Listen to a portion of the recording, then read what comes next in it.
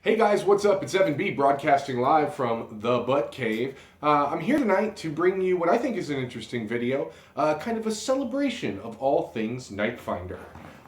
You know him, you love him, I know him, I love him. The Nitefinder is probably one of the most useful and versatile sidearms in all of nerfdom. And while tonight I'm not really going to discuss anything Nitefinder modification wise, there is infinite mod potential in the Nitefinders. There's 1,001 ways to modify these to make them super powerful, but they're truly a great blaster even in stock form. I've got a couple here that are still in package. Store locally here had a ton of Nitefinders. I've got a bunch back there, but I bought several. I'm adjusting myself here. I bought several 2010 yellow ones and a handful of 2013 all orange ones.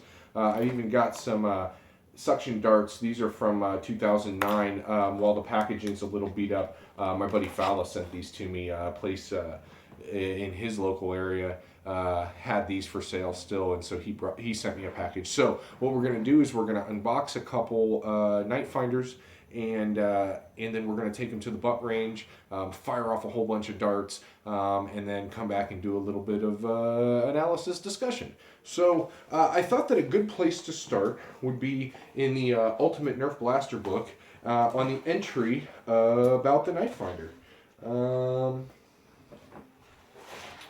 So, the Nitefinder EX3.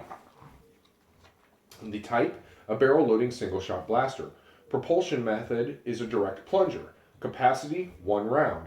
Rate of fire, 1 dart per 2 to 3 seconds. Type of ammo, micro darts. Range, 45 to 55 feet.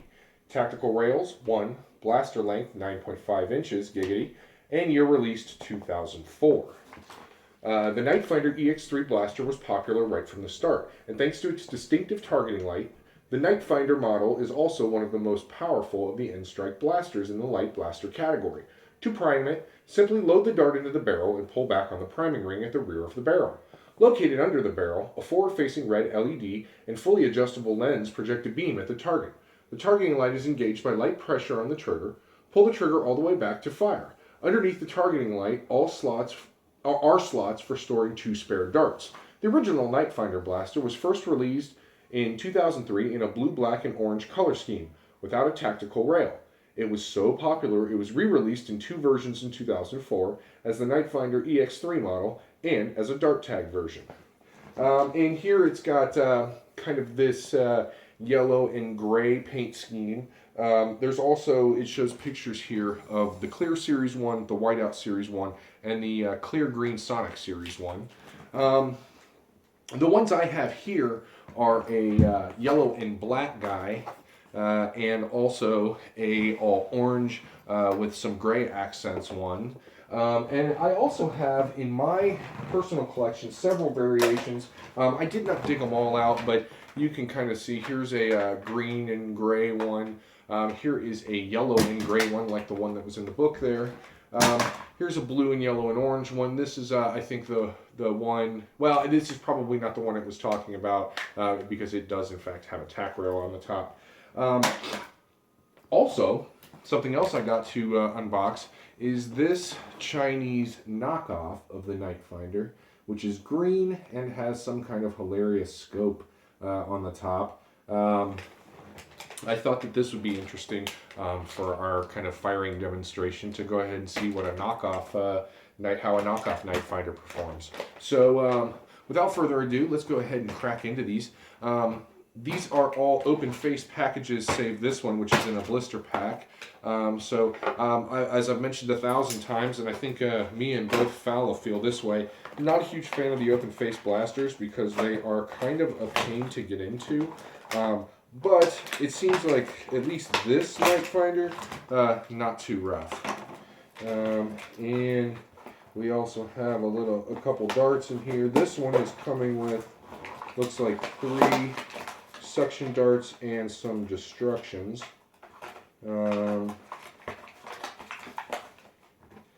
So we'll get rid of the instructions. We'll get rid of the package. And then what we will also need to do is open this up and pop in a couple batteries. What's great about the Nitefinder is that is not a difficult proposition. There is one screw port here, and we will loosen that screw. Maybe a little more. Off she comes. Of course, wouldn't be a video by Evan B if something didn't get dropped. And let's pop a couple AA batteries into this. And there's that one. There's that one.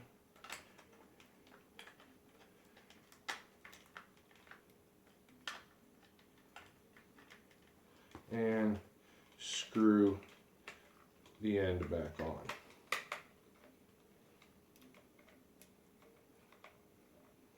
I know this makes for awesome video footage. It's must-see TV here. Evan B putting batteries in a Nitefinder. And we're functional. Cool. Alright, so there is our yellow Nitefinder. I love the 2 dart storage. God, I don't know if I've ever opened one of these fresh out of the pack. I think all the Nitefinders that I have, at least not since I was a kid, all the Nitefinders that I have are thrifted ones, and I find these yellow and black ones all the time. They must have made just a cubic crap ton of them because I'm still finding them in packages at discount stores, and they definitely are definitely plentiful at the thrift stores. All right, so there's that. Let's go ahead and pop open. Ooh, this one is not an open face package. This is a blister pack. So, or maybe kind of a hybrid blister pack. This one also came with 3 suction darts. Looks like a set of instructions here. And we'll go ahead and pop these bad boys in. And the same thing goes, we'll need to put some batteries in this one.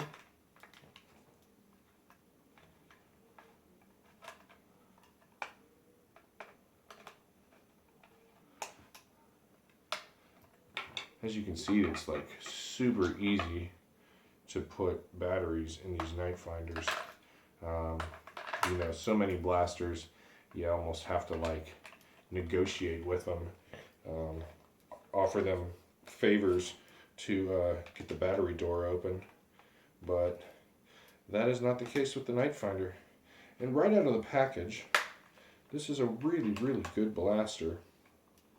They get decent ranges without being modified, but again, like I mentioned, there are all kinds of modification guides out there.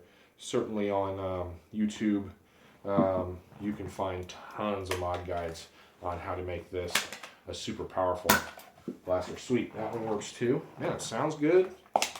Nice, nice little satisfying when it goes. All right, so we've got those. And thirdly, let's go ahead and crack into the generic guide. This is also in a blister pack. It comes with some suction darts too. Certainly not as good a quality suction darts. I don't think this has a light. It seems to have the where the light is on the Nitefinder. On the generic one, it is plugged up. It does not have the front piece, but aside from that, and maybe a little bit cheaper plastic. No, I was wrong. This is pretty much the same plastic. On the top here, we have a end strike rail that has this silver scope, which that's kind of cool. Not very functional. It is a, here, you'll be able to see nothing in there except for the sweet, sweet plastic crosshair. But that's kind of neat aesthetically. Now I've got this kind of strange scope to put on. Let's see if it fits on an actual Nerf. Yeah. So there's that. The generic Nitefinder scope works on a regular end strike attachment. No.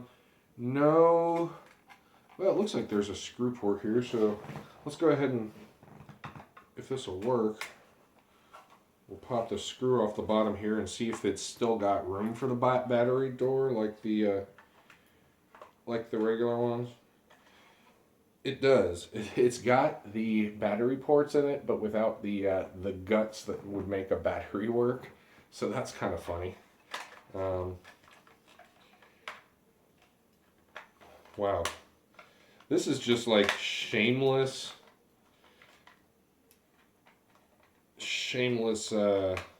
rip-off here. Instead of saying Nerf in the circular part, it says shoot. Because if your mom were to buy you this generic Nitefinder over this orange one, your first words would be shoot. Alright, so let's pop a dart in that one. It seems to function about the same as our regular Nitefinders. But, alright, so we've got yellow 2010, a orange 2013, and what I'm going to just go ahead and say is a 2016 generic because there's no date on the package, but you know, who knows when this was made. Oh wait, what's on the bottom?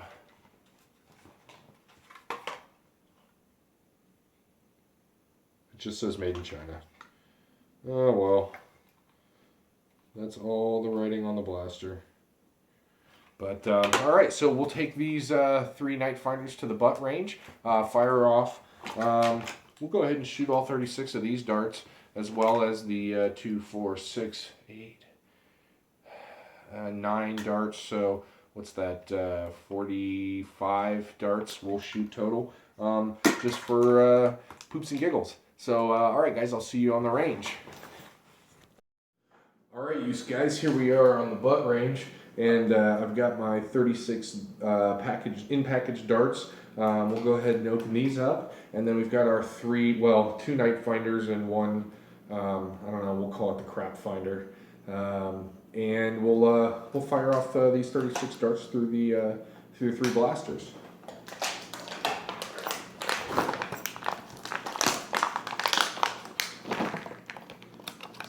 A nice little pile there. Let's turn on some targets this time, since some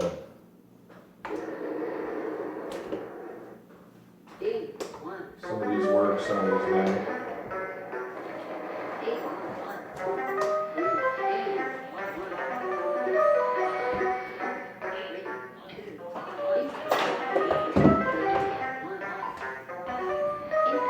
Alright, that'll be fun and distracting. All right, here we go.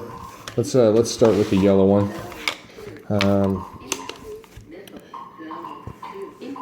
Here's the 3 darts. Well, that dart came right back.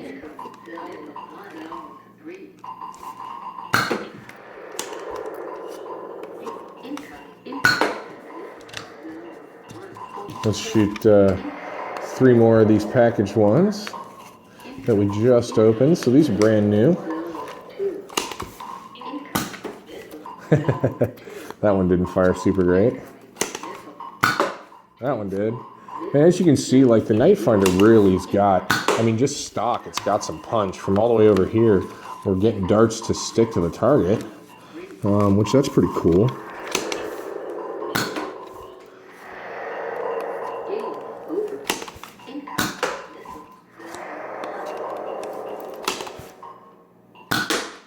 Nice. All right, so let's fire some through the orangey. That one was a little weak.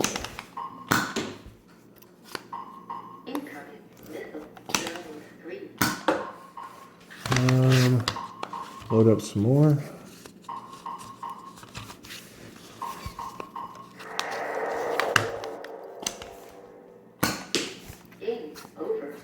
Man, we're like all kinds of game overs over here. I'm gonna stop and start these targets again.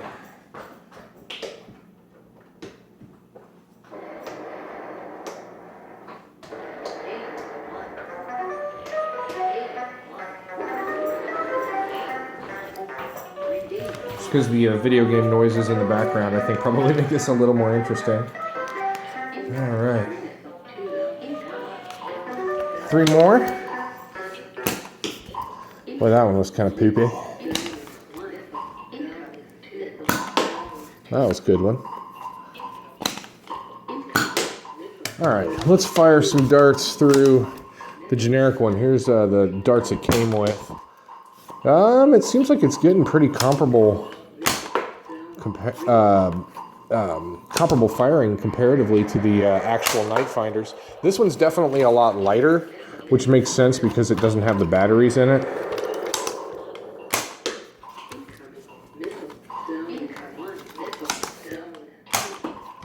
I want to meet the lady that recorded the voice for the tech targets.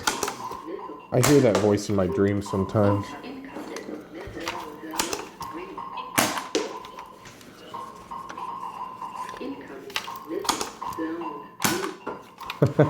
That one has a little spiral on it.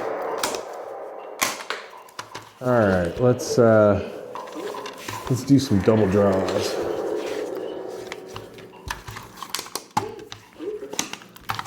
I suck on this one time. That one didn't even get out of the. Huh? That dart is not engaging the air restrictor. Nope. I wonder if there's something wrong with that dart or if we've already broken this Nitefinder. Look, that's funny. When I'm putting this dart in, I don't know if you guys can see that. When I put the dart in, it's pushing the prime back a little bit. Oh, there we go. Slight technical difficulty. We got just a couple more darts to get through. That's 1, 2, and 3.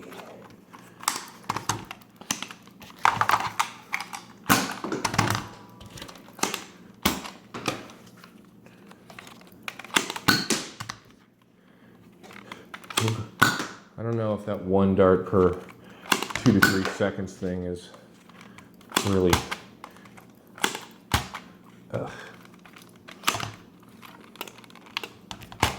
Man, every once in a while it seems like one of these darts is just either a dud or I'm putting too much strain on the blaster.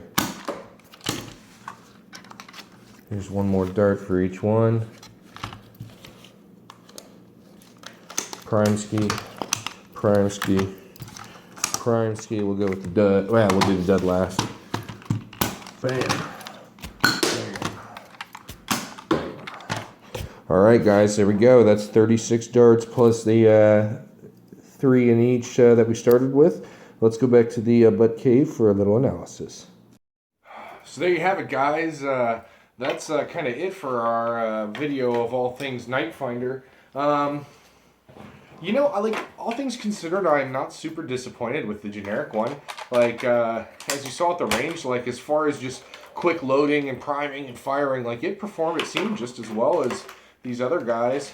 You know, obviously, these lights are cooler, or it's cooler to have the lights. But then again, like, if you were going to do, you know, some kind of modification where you were trimming these down, I guess not having the electrical stuff inside would be, you know, would save you a step. It looks like, as far as like all the screw ports and everything else, that's the same in this. So, you know, aside from having this kind of front piece on that you wouldn't have to worry about jimmying off, you know, this would probably be easier to open up. You know, I guess my favorite is still this. Like, I love End Strike Yellow. But, you know, obviously, the Nitefinder is a blaster that a lot of people have, like, personal affinity to, a good relationship with. I know that like I've seen modifications done by a lot of the heavy hitters. Coop's got videos on Nitefinders. Drac, Rob definitely discusses the Nitefinder as that this was like kind of his first blaster that got him back into nerfing when he was in college. And that I think that the Nitefinder used to be the house blaster for Thunderdome. And like there's a video Drac has on his channel that the Flying Nerf Chicken has a big bucket of these modified versions of these as loner blasters for the SENC wars, and I think that's cool. There's definitely several write-ups on modifications for these on various websites and forums. I won't plug or not plug anyone in particular, but there definitely a Google search will help you find a infinite ways you can modify this and cut them down and give you more draw, replace the spring, all that good stuff. I am a fan. I have, like I said, several Nitefinders in my collection. We'll go ahead and just kind of line up some Nitefinders here, just because that's pretty looking. I find them all the time. I always pick them up. The Miami Valley Nerf War that I want to organize, big outdoor event. I'm definitely going to use Nitefinders and Big Bad Bows as loader blasters for that, and I think that will make for a really fun war. Okay, guys, well, there's not a whole lot more about Nitefinders that I can say that you don't already know. If you don't have any, I know Five Below right now has got them on sale for $5 a piece, new in box. Getting new ones, I think, is a good idea. I've got several back there. I think I'm going to try to do something with my 500 subscriber giveaway that will involve Nitefinders. I'm not sure exactly what that is, but I'm coming very dangerously close to 400 subscribers, which, thank you guys so much. 400 subscribers is really cool. I'm not quite there. I think a handful more, but the way things are going, you guys have been so cool and so supportive. I have no doubt that together we can do this. I think around the 500 subscriber mark, if I ended up making it there, we are going to definitely do some kind of Nitefinder giveaway. I don't know if it would be a modified one or if I'll give away some stock and package ones or maybe a little bit of both. We'll probably give away a couple blasters for that. Stay tuned for that. Go get yourself a Nitefinder. If you want to share any of your Nitefinder experiences, knowledge, links to modifications, any of that kind of stuff, the comment section below is for that. Thanks so much for watching, guys. This has been a fun one to make. I was really excited about opening this one up. I found this tonight, and I immediately snapped a picture and sent it to Fowler and was like, dude, what are they doing? Like, this is shameless. And I griped about the price because I won't tell you what I paid for it, but suffice to say I paid entirely too much for a generic Nitefinder, especially considering I bought a bunch of new Nitefinders for $5 a piece. I guess I didn't pay much more than that, but way too much for a generic Nitefinder. But the neon green one's kind of cool. I drive a neon green car and I wear a lot of neon green, so maybe this will be my car blaster from now on because it'll match the greener wiener. I really think the logo on that is hilarious. The shoot, it's like such a blatant ripoff. Like they just squoze it in there where the Nerf logo should be, and it's shameless. But anyway, yeah, guys, thank you so much for watching. This is Evan B saying peace and hair grease. You guys be super nice to one another and Nerf on!